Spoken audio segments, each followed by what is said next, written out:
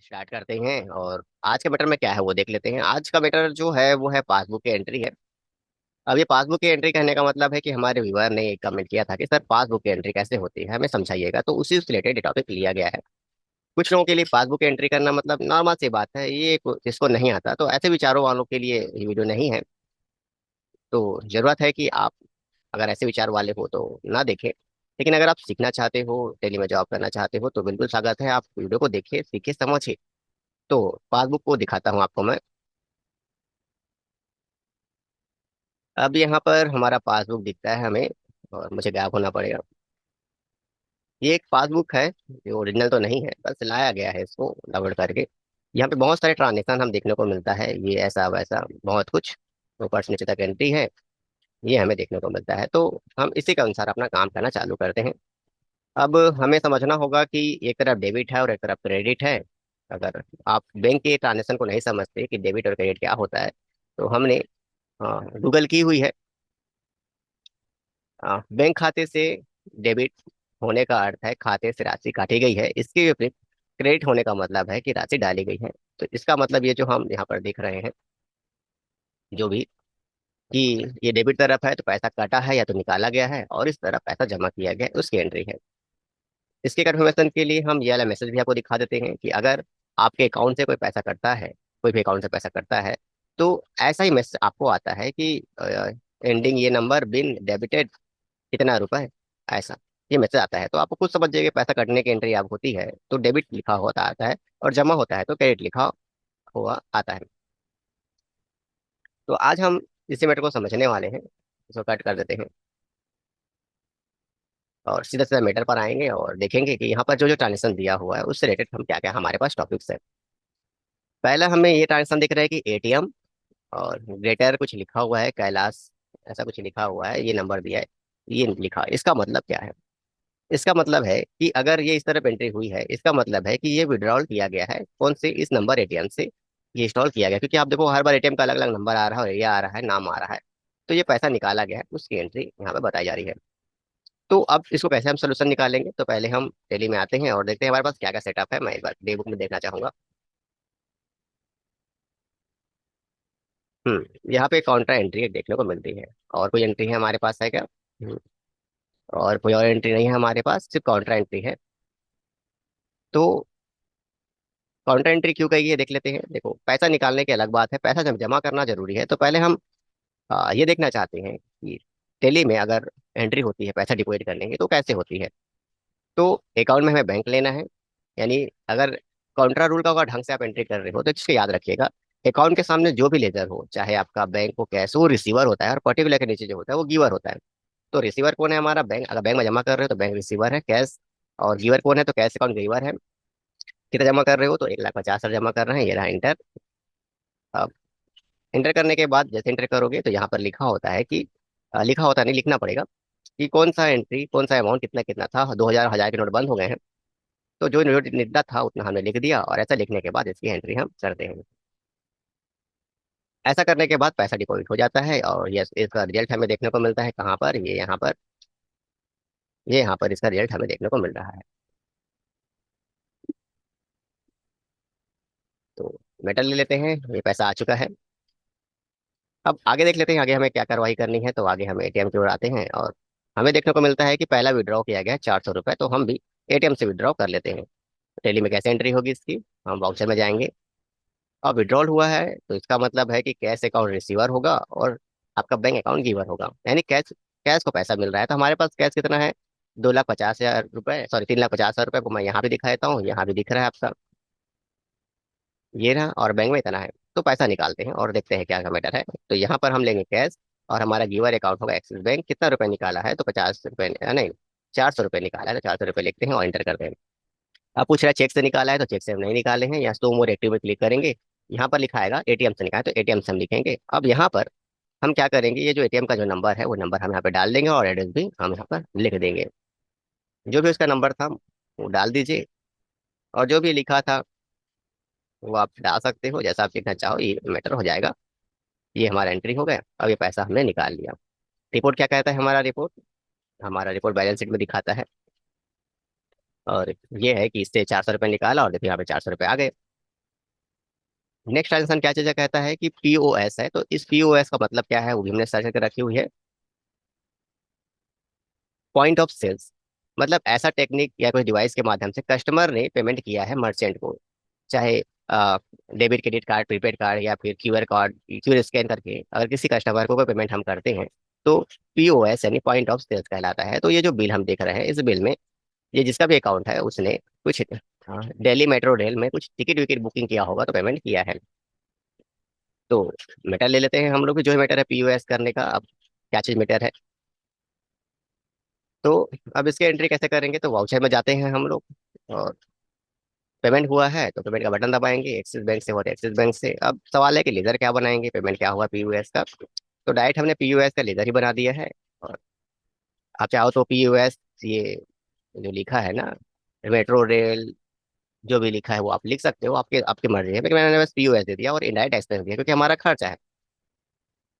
अब कितना खर्चा हुआ है भाई, तो अभी देख लेते हैं खर्चा कितना बोला है, 200 रुपये हुआ है, तो हम 200 रुपये लिख देते हैं। अब इंटर करते हैं। अब इंटर करने के बाद यहाँ पे फिर से चेक पूछेगा, तो अब शो मोर इन एक्टिव में जाना है। अब इनमें से किसी एक में ट्रांजेक्शन हुआ होगा, ये देखो।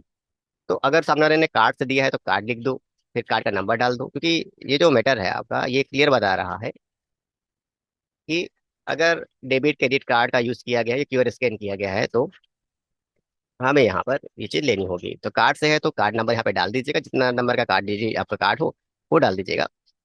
और अगर कार्ड से नहीं यूपीआई से किया है तो यहाँ पर देखो यूपीआई का ऑप्शन नहीं है, आप अदर कर दीजिए, और यहाँ पर आप स्कैन किए होगे तो यूपीआई की होगे, ऐसा लिख के अपना यूपीआई कोड नंबर आप डाल सकते हो और आप एंट्री कर सकते हो इस चीज़ की एंट्री। तो हम क्या ले लेते हैं, फिलहाल ले लेते हैं कि हमने कार्ड से पेमेंट किया है, और कार्ड का जो भी नंबर है वो हम डाल देते हैं और इसको सेव कर देते हैं।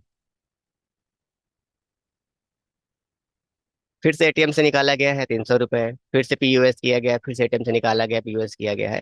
अब यहाँ पे आईएनबी का हम एक मैटर देखते हैं कि आईएनबी क्या है, तो उसको हमने सर्च किया। तो इससे पता चला कि इंटरनेट बैंकिंग कह सकते हैं, इसके माध्यम से आप अपने बैंकों से पैसा प्राप्त कर सकते हैं, या फिर जो भी मैटर आप सामने आप देख रहे हो इंटरनेट बैंकिंग है। कि अगर इंटरनेट बैंकिंग को आप एक्टिवेट करना चाहते हो तो अपने बैंक से बात करना पड़ता है, जिससे आप मतलब पेटीएम, गूगल, ये जिस तरीके का मैटर होता है वैसा इंटरनेट बैंकिंग कर सकते हैं, जिसमें ओटीपी पासवर्ड आता है और पैसा ट्रांसफर कर सकते हो। ये बहुत ज़्यादा चलता भी है, लोग चलाते भी हैं। मतलब हमारा जो यूपीआई सिस्टम नहीं आया था तब ये खास ऑनलाइन बैंक ट्रांसफर करने का एक मैटर होता था। बाकी आपके सामने है। तो अब यहाँ पर मैटर ये है कि हमारे पास जो इमेज दिख रहा है आईएनबी, जिसमें ये जो एंट्री है आई आईएनबी वाली, यहाँ से हुआ है, यानी इंटरनेट बैंकिंग से पैसा कटा हुआ है। और जो भी एक आपके सामने है कि किसने पे पैसा काटा है, तो जिसका अकाउंट है उसका नाम लिखा है कि इंटरनेट बैंकिंग हुई है। अब इंटरनेट बैंकिंग हुई है तो अब किस चीज़ के लिए हुई है यहाँ पर नहीं लिखा रहा है, तो हम मैटर क्या करते हैं उसको देख लेते हैं।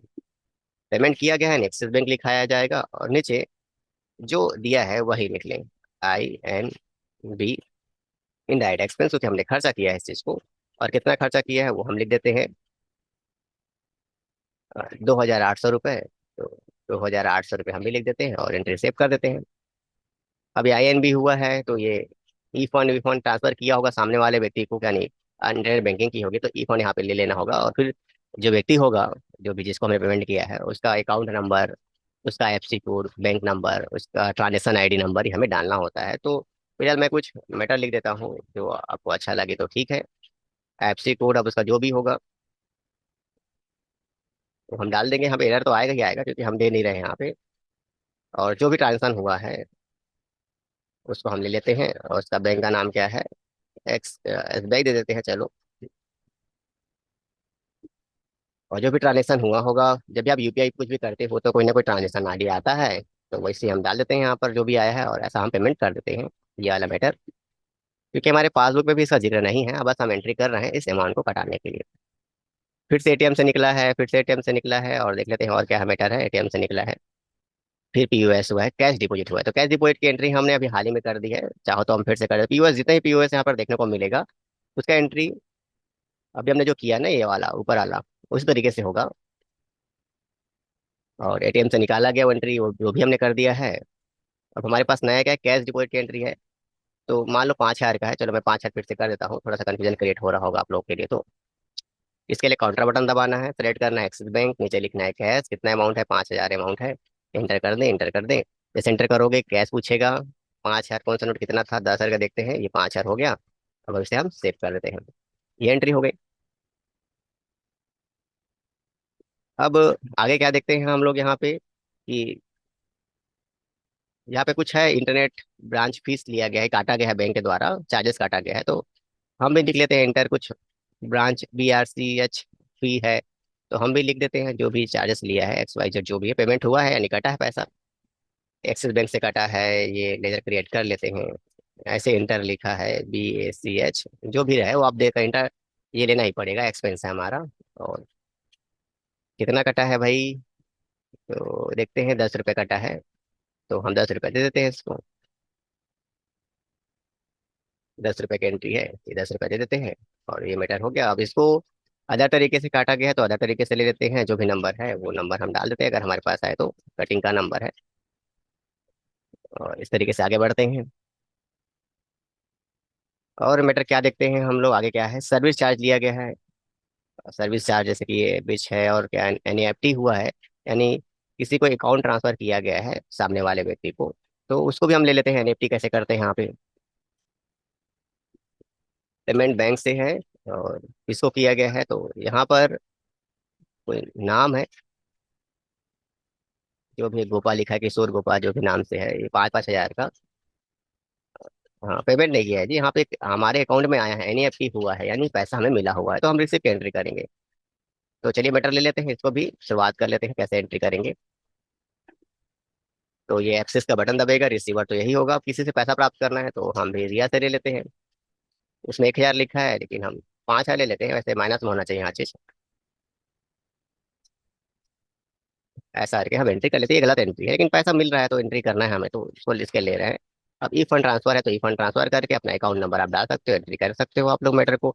अगर ये सही एंट्री करोगे तो मैटर आएगा, कैसा मैटर आएगा बता देता हूँ आपको, क्योंकि थोड़ा सा गड़बड़ एंट्री है यहाँ पे। जैसे कि हमने अभी हाल ही में कुछ पेमेंट किया था, कौन सा मैटर ले ले, INB वाला ले लेते हैं। देखो यहाँ पर अकाउंट ट्रांसफर का जिक्र आया था, ई फंड किया था, तो ये सही तरीके से एंट्री करोगे तो आएगा। तो ऐसा अकाउंट नंबर डाल के आप पूरी एंट्री को पॉसिबल करा सकते हो, एंट्री करा सकते हो। तो जो मैटर ले रहे हो उसको आप ध्यान में रखेंगे और काम आप कर सकते हो। और आगे के मैटर हम क्या देखते हैं, क्या है हमारे पास, दोनों एंट्री वैसे ही है, पैसा रिसीव करने की एंट्री करनी पड़ेगी, आपको अकाउंट नंबर डालना पड़ेगा अपना, और बस रिसीव करनी है आपको यहाँ पे। और क्या है, फिर से ATM से कटा है, सर्विस चार्ज कटा है, इसको भी एक्सपेंस में एंट्री कर दीजिए। अब इंटरेस्ट क्रेडिट है तो मैं सर्विस को भी एंट्री कर। अब जैसे कि यहाँ पे एक मैटर दिखाया था कि यहाँ पे कुछ था ना चार्जेस, ये इंटर बेच चार्ज 10 रुपये जो कटा है, वैसे वैसा ही एंट्री आपका ये वाला मैटर की होगी, सर्विस वाले की। अब ये जो इंटरेस्ट क्रेडिट हुआ है कि हमें ब्याज में कुछ पैसा मिला है बैंक की तरफ से, तो उसकी एंट्री कैसे करेंगे वो भी देख लेते हैं। ये रिसिप्ट में एंट्री होगा, एक्सिस बैंक रिसीवर होगा और क्रिएट करना पड़ेगा। अब लिखना पड़ेगा जो भी मिला है हमें, तो इनडायरेक्ट इनकम करके इसकी एंट्री करेंगे और एंट्री करने के बाद सेव कर देंगे। कितना मिला है, 22 रुपये मिला है, तो 22 रुपये की एंट्री कर देते हैं। और ये किसी तरीके से नहीं है, अदर तरीके से मिला है, तो इसको हम सेव कर देते हैं।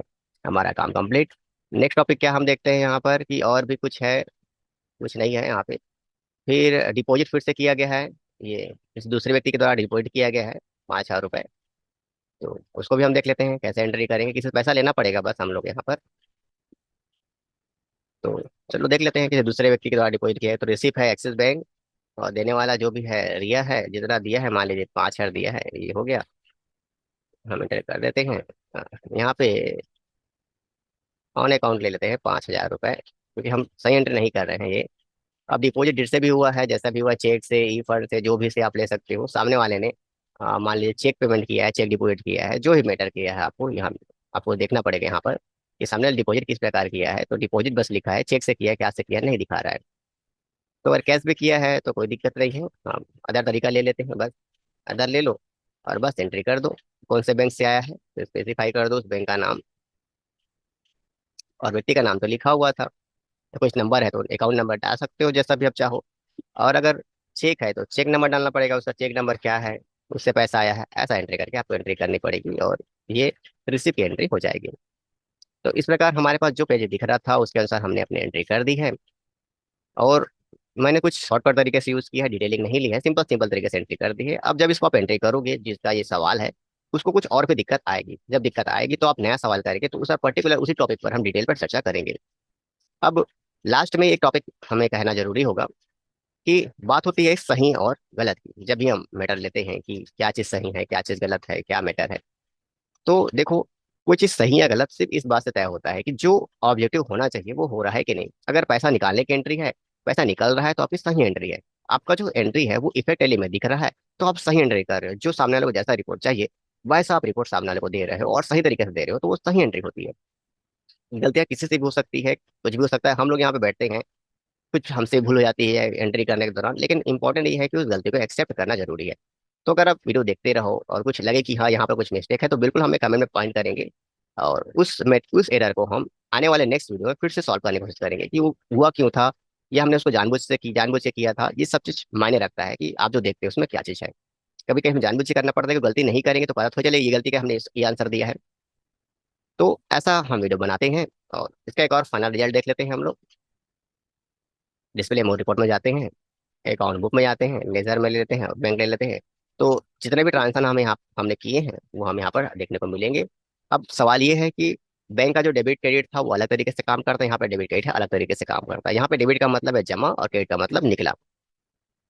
तो अब यहाँ पर जो जमा हुआ है वो आपके सामने है, जो जो निकला है आपके सामने है, और सारा एंट्री है। अगर सही जो मैं अगर इस पासबुक की पूरी एंट्री को मैं करता तो वही यहाँ पर देखने को मिलता है। अब इसका आप प्रिंट निकाल लीजिएगा, जो भी आप चाहो, जैसा भी चाहो, और अपने पासबुक से मिलान करने के लिए आप भेज सकते हो।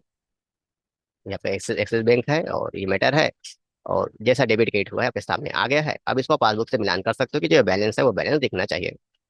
तो ऐसा आप रिपोर्टिंग कर सकते हो। अगर बैलेंस मिस्टेक है तो हमें क्या करना पड़ता है, हमें वापस एंट्री को सुधारनी पड़ेगी, बैंक से पूछना पड़ेगा कि एंट्री क्यों हुई है, पेमेंट क्या है, कैसा है। तो बहुत सारा मैटर आता है। तो ये जो हम एंट्री पासबुक की क्यों करते हैं, ताकि पासबुक और हमारे टेली में जो एंट्री है वापस से मिलान कर सके वो एंट्री सही हुई है कि नहीं। तो आज के लिए इतना ही। हमने अपने तरीके से बेस्ट दे दिया है। कुछ एरर लगता है तो कमेंट में हमें बताएं, और मिलते हैं किसी अलग वीडियो में।